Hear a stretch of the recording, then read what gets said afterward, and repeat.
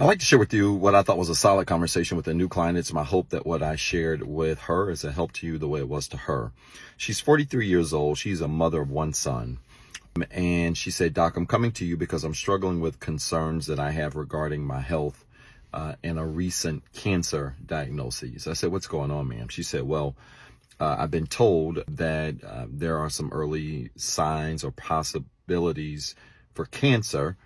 And I'm concerned as I am the primary caregiver of my son, and I don't really have a lot of family support. And so I've really been battling in my mind a lot with what ifs on what life would look like for my son in the event that something happens to me. And she really started to cry very hard because the diagnosis or potential diagnosis was really recent. And absolutely was very empathetic towards her, gave her a moment to gather herself. The first thing I said to her is where I think a lot of people fail when it comes to receiving bad news is that we don't take the time to process the emotion associated with bad news. And with every bit of bad news you receive, there is associated emotions that oftentimes accompany them. And when we don't process the emotions that accompany bad news, then what tends to happen is that those emotions, when they are subsided, build up over time, and then tend to show themselves at the most inopportune time. So I told her, just normalize what you feel about this situation, even if it doesn't feel comfortable. And she was really thankful for that. As she did that, I said, what are your two major concerns if something were to happen to you? Let's just play what if. If something were to happen to you, what are your two major concerns? She said, well, number one, the business that she started from the ground, it's thriving. She started a business that she has been running for about 15 years. It's thriving and running really well. But she doesn't have any partners in the business. It is a small business, she said, but it provides her a great living, her and her son. And so she's been thinking about, like, what do I do with that? And she said, secondly, what will happen to my son? You know, she indicated that she had her son at the age of 13. At the age of 13, he's now 30. And she's really concerned about what would happen to him next, given things go left with her. I said, well, that's understandable. And I said, but let's just deal with these two things really quickly. And then I want to provide some things to you because I don't think this is difficult. I said, number one, concerning your first concern, this is where mentorship comes into play. And I encouraged her to consider finding folks that she can mentor that might be interested in learning her business, that may want to help to carry her business on in the event that her son is not capable of doing it. I had to remind her that one of the best things you can do when you receive bad news, or one of the best things you can do when you're going through a difficult time, is pour into someone else. People underestimate the power of community service and volunteering. Oftentimes people do it because they are forced to do it. Oftentimes people do it because they want to be seen. But there is great power in giving back to others, because when we give back to others, surprisingly, you learn how to feel a little bit better about yourself. And I talk a lot about this in the 5 Areas of Healing book as well. I said, secondly, concerning your second issue with your son, he's 30 years old. I said, does he have any challenges going on? She said, no, he doesn't have any challenges. He recently got his own place. You know, he's got a decent job, but he just doesn't have the work ethic and the drive that I have. And I'm just concerned about him. I said, ma'am, he's 30. And one thing that you have done and proven to him is the ability to be tenacious. You had him at the age of 13. And you not only managed to have him at 13, you managed to raise him to be a young man, and you are a successful business owner, and you've done well for yourself. He has no excuse. And I'm not, ma'am, in the excuse-making business when it comes to adult children doing what it takes to be able to provide for themselves, and especially men. So he's got to figure this out. And while he may not have your work ethic and drive, he's going to have to learn to work to figure out what it takes to be what he needs to be as a man. I said, but let me give you 3 other things I want you to consider. These are just 3 things I want you to consider here in your situation that I think may help you. Because a lot of times people do deal with the illusion of what if. And anytime we deal with the illusion of what if, it really can drive our lives into a tizzy, because of how it takes us away from the present. I said, number one, death is the greatest neutralizer when it comes to unhealthy thoughts and emotions. And I don't ever want you to forget that. When you have a rash of unhealthy thoughts and emotions that you can't stop, and you're running all of these what if scenarios in your mind, nothing neutralizes this like death. I said, ma'am, at the end of the day, I don't care who we are, how successful we think we are, how much we think the world will stop when something happens to us. I said, at the end of the day, people find a way and figure it out when you die. I said, and this is especially important for your son. I said, now let me tell you what I haven't seen. What I haven't seen is when people die, people run and jump and get in the casket. I've never seen. I've been to a lot of funerals. I've never seen people run and jump in the casket. I've heard people say, I want to go with mama. I want to go with daddy. But I've never seen people actually get in the ground and get in the dirt and go with them. She started laughing a little. I said, well, I'm glad I'm able to lighten the mood a little bit. I said, but I hope you get my point. Death is the neutralizer. And isn't it funny that people act like they can't make it while you live without you? But when you die, they find a way to what? She said, figure it out. I said, your son will too. Your son has no mental health challenges. Your son has no mental health issues. He's got one big issue. And that issue is he has a mother that loves him so much that he has not been challenged to figure some things out on his own. I said, man, death is a neutralizer. And I don't care how much folks carry on when you die. I don't care how much folks act like the world's coming to an end when you die. When all of those tears are cried up and the chicken is gone, they figure it out. I said, that leads me to number 2. I said, this is what happens when we worry excessively over a future that hasn't arrived. I said, ma'am, when we do that, we rely more on our ego than we do the present. She said, Doc, what's the ego? What do you mean? I said, the ego is a part of your mind that focuses on the past and worries about the future. And that's where all the stress is. And I said, if you really think about your life pre the potential cancer diagnoses, most of our concerns and anxieties are concerning things that happened yesterday or worries about what might happen tomorrow.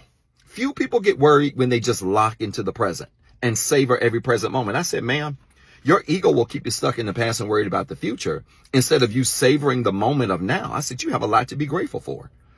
This isn't a death sentence. This just simply means you may have another challenge in your story that you have to overcome.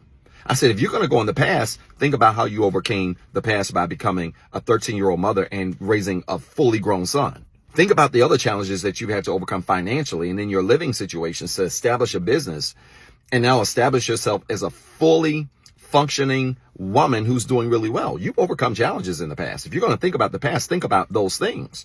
I said, but if you can't do that, you need to focus in the present. Because when we lock in the present, it brings us back to this place called gratitude. And it's hard to deal with the illusion of what if when you're functioning in gratitude. Gratitude, like death, is another great equalizer because it takes our brain out of the past and it gets us away from worrying about the future and it locks us into where? She said, the now. I said, ma'am, that's what you need to be focused on. Life isn't promised to any of us. You need to savor every single moment of your being and your existence. Be grateful for what you have and make every moment in the present count. You should be exhausted, ma'am, when you lay down every night, not because of the potential diagnoses. You should be exhausted because by the time you have completed a full day, a life filled with tasks that are meaningful, you should be worn out. I said, ma'am, I'm worn out every single day. My kids will tell you. I have a full schedule, including managing their lives, and I'm doing something that I love, and I do spend every hour of my day daily, Monday through Friday, at least, doing things that I love. By the time my head hits the pillow, ma'am, you got 10 minutes to talk to me. After that, it's nothing but snoring. I said, because I live every single day to the max in the present, and I give the present everything that I have. I said, does that make sense? She said, it does. I said, you have a serious health battle, and all you're thinking about is yesterday, what you could have done to avoid this, what might happen tomorrow. I said, but ma'am, you need to focus on what's going on right now, which leads me to number 3. I said, ma'am, when we panic, we tend to take matters into our own hands. And when we take matters into our own hands through panic, I'm not talking about thinking clearly, but when we panic and take matters into our own hands, we not only delay what could have been, we tend to make matters worse. I said to her, I was recently on a flight and there was a couple. I was on a connector from Miami and heading back to Carolina. And there was a couple that was on the same flight. And they were concerned that we were all going to miss the connecting flight because the flight that was delayed to Miami was delayed significantly. And so we were on the plane and we landed. Everybody had to go get their luggage. And that was a whole adventure in Miami. And then you have to go through customs and things like that, wait on your luggage. And so we're waiting on the luggage. And the couple, the guy looks over at his wife. I'm standing right there next to him. And he says, I think we're going to go ahead and cancel the flight. You know, we got like 12 minutes to cancel it before they start boarding. I don't think we're going to make it. And so the wife looks at the husband and says, and what are we going to do? He says, well, I guess we're going to have to pay for a hotel room and pay for a rental car and do things like that, but we'll do that. And then we'll just try to catch another flight tomorrow or perhaps Sunday. My client's looking at me. I said, ma'am, I made that flight. She said, the same one they were on? I said, yes, ma'am. She said, what happened to them? I said, they canceled. And in fact, ma'am, I said, they got their luggage before I did. But one of the things that I knew is that the boarding time on your plane ticket or your itinerary is not the time they shut the door. Sometimes boarding can take longer. You just never know what could happen.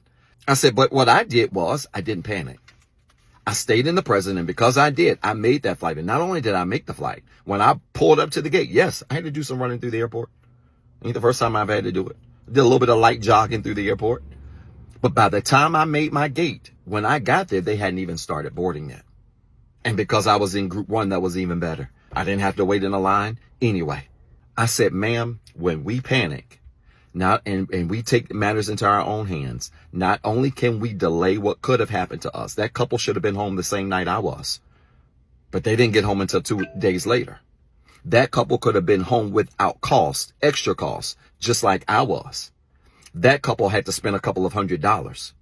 I said, man, when we panic, when things go bad and we take things in our own hands and we function from a place of panic, it not only delays what we can have, it ultimately costs us more in the end. I said, ma'am, don't panic. This is the time you've got to lock into the present. You've got to be grateful for what you have. You've got to realize that death is the equalizer. So let's focus in the present, not panic, make the best of every moment that we have and allow things to materialize the way they should. And everything is going to be just fine. Very good conversation. We went over some cognitive reframing exercises to really help her reframe her thoughts. I gave her some exercises to work on a daily basis to help with aligning her thoughts and her emotions on a consistent basis. And she's going to be incredibly fine. A very strong woman, courageous woman, but proof that even strong people can have a breaking point sometimes when we focus only on the what ifs. I hope this story made sense. If it did, type church in the comments with 3 R's. And then remember, you've got 2 jobs. 1, be better today than what you were yesterday. And 2, don't forget what I told you.